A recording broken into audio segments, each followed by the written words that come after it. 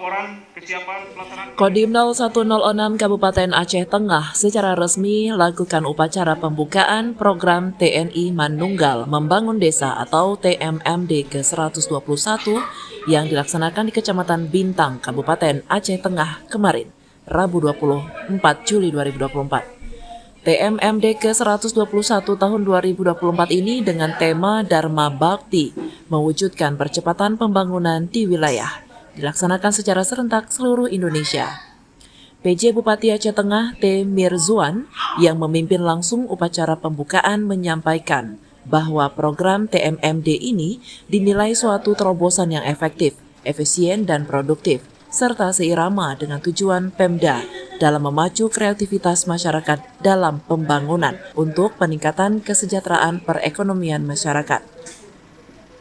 Program TMMD ke-121 di Kecamatan Bintang Aceh Tengah yang dipusatkan di Desa Dedamar ini dilakukan kegiatan fisik, pemeliharaan jalan sepanjang 5 km, pembukaan jalan dan pengerasan jalan sepanjang 2 km, pemasangan gorong-gorong di 7 titik, pembuatan parit angin, perehapan jembatan kayu, pembangunan rumah layak huni 1 unit, pembuatan sumur bor di 3 titik, dan pembuatan MCK sebanyak 3 unit.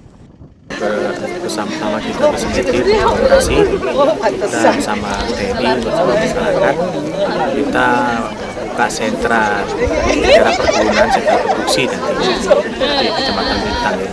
Mudah-mudahan dengan kita buka jalan baru. Tidak semua jalan baru, ada sebagian jalan yang kita adaptasi, kita rehab, kita tingkatkan permukaannya dengan lapisan agregat besi. Selain melaksanakan kegiatan fisik, TNI Manunggal Membangun Desa atau TMMD ke-121 di Kecamatan Bintang, Kabupaten Aceh Tengah juga melakukan sejumlah kegiatan sosial lainnya, seperti pengobatan gratis dan KB kesehatan bagi masyarakat, pasar murah untuk pengendalian inflasi, bekerja sama dengan Bulog.